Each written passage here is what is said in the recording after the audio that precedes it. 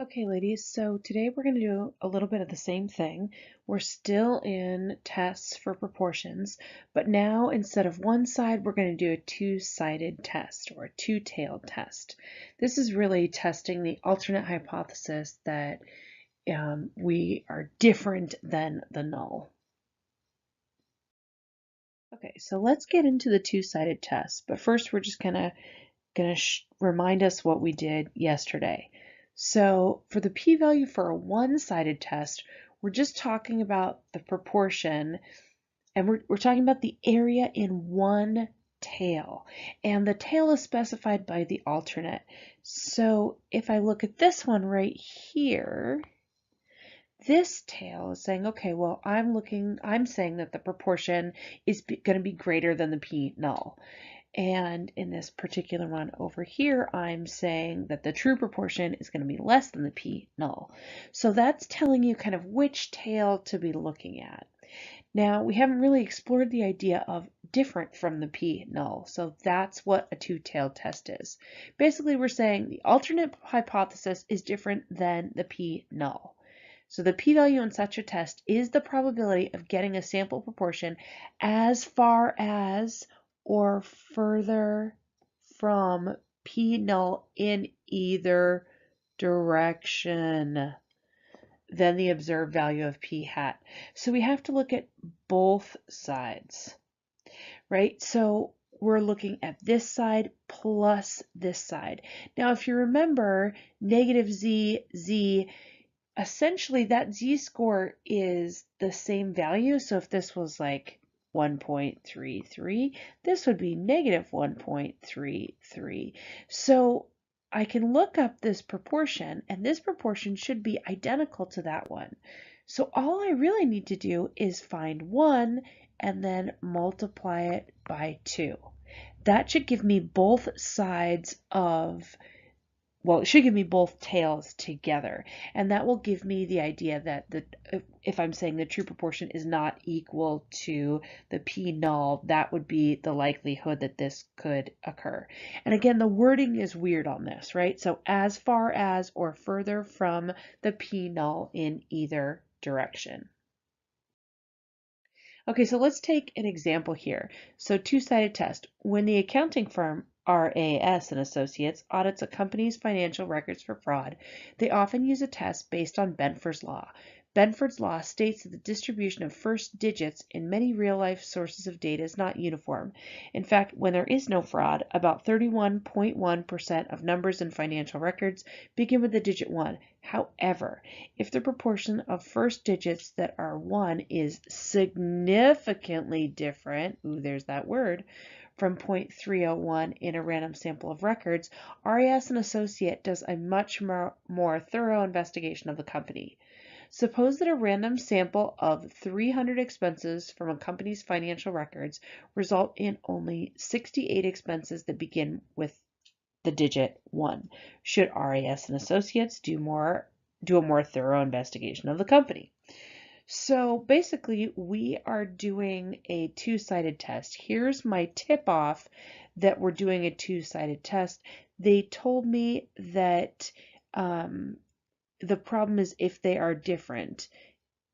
Different, not greater than, not less than, but different. Different is going to equal this. So anytime I see that different, I know that that's going to be my hypothesis. And that's a key tip off here to knowing that this is a two-sided test.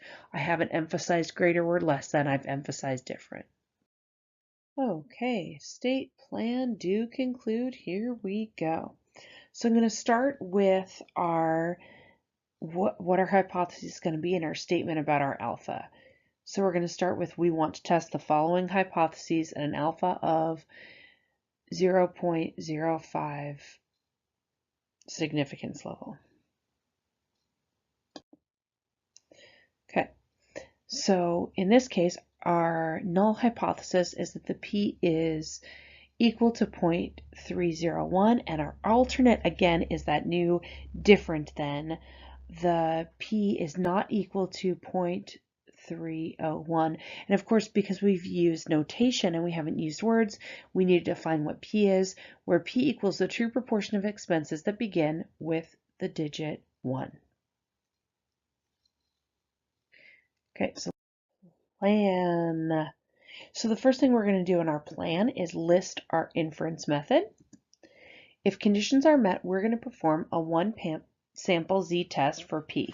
Now this is again the exact same thing that we did yesterday. The only thing that's different about today is it's two-sided. Our alternate is different then. So it's the same exact inference method. So then we go on to random. A random sample of expenses was selected. Great. So now we have our independence, our 10% check. It's reasonable to assume that there are at least 10 times 300, so 3,000 expenses in this company's financial records. That's pretty safe to bet. And then we have large counts. Again, our n times our p null and our n times 1 minus p null. So we have our number of successes and we have our number of failures. And if you notice, 90.3 is greater than or equal to 10 and 209.7 is greater than or equal to 10. So the conditions are met. Okay, the do. So the first thing I'm going to do is calculate my p hat. So the sample proportion of expenses that begin with digit 1 is p hat is 68 divided by 30.227. So 0.227 is my p hat. And I'm going to go ahead and plug that into my test statistic, which of course is z again because we're still in proportions.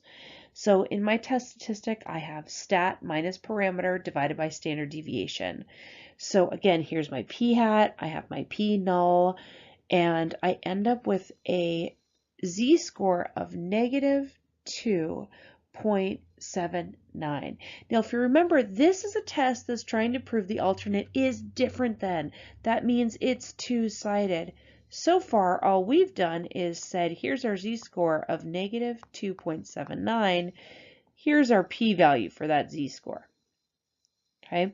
When we're doing a two-sided test, however, we also want to know what this proportion is. So how likely is it to get a value as extremely different from the null that we did in either directions? So if I were doing this on a table, I would say negative 2.79 and I would go negative 2.7 and then go over to the 9 and I would end up with 0.0026. That is this proportion. Now, I could painstakingly go to 2.79 and notice what that proportion is and then go 1 minus that proportion and get that z value, but you're going to find that they are exactly identical. Hey, guess what? If they're identical, I can add them together, or better yet, multiply. So 0.0026 times 2 equals 0.0052, and that's going to be my p-value for both sides in my two-tailed test. So really the do is the different part, and all it is I take my z-score and I get the p-value and I multiply it by 2. Now if I'm doing this on my calculator without going through the whole thing and just looking up the p-value for the z-score, then essentially I'm just finding the probability that z is less than negative 2.79, and I'm going to multiply that by 2. So 2 multiplied by the normal CDF, negative infinity, negative 2.7901, and I end up with, hey, look, the same thing that I did over there, and the same p-value. Okay, so we're going to take our p-value and use it to draw a conclusion against our alpha. So conclude, since our p-value is less than our alpha, 0.0052 is less than 0.05, we reject the null hypothesis. There is convincing evidence that the proportion of expenses that have a first digit of 1 is not 0.301. Therefore, RAS and Associates should do a more thorough investigation of the company, aka the company is probably lying about their numbers. So great. Yay, we went through state plan do conclude, but you're probably wondering, Miss Shope, what do we do about the shortcuts? Where's the TI-89? Here's the TI-89. It is the same procedures as it was before, only this time we are just changing our hypotheses. So we're back in Statsless Editor. I'm going to go second F1 to get to my tests. I'm going to arrow down to one prop Z test. I'm going to enter in our P null value, which in this case was 0.301. And I'm going to enter in my number of successes, which was 68, and my sample size, which was 300. Now I'm going to arrow down. Now it's not greater than, we're going for different than. And then I like draw, so I'm going to do that. So we'll just go ahead and draw. We'll have our patients here. Notice not very much is shaded. That's because it's practically impossible, folks. Right? So there's my z-score. Again, it's a little bit different because we are using a calculator to calculate this, but my p-value is 0.005. That's very similar to what we got before of 0.0052. Close enough. Again, this is what you would list all of these items if you were going to say that you're doing it with your calculator. And then always good idea to throw alpha in there one more time. And that's it, ladies. Now you know how to do a two-tailed test with proportions.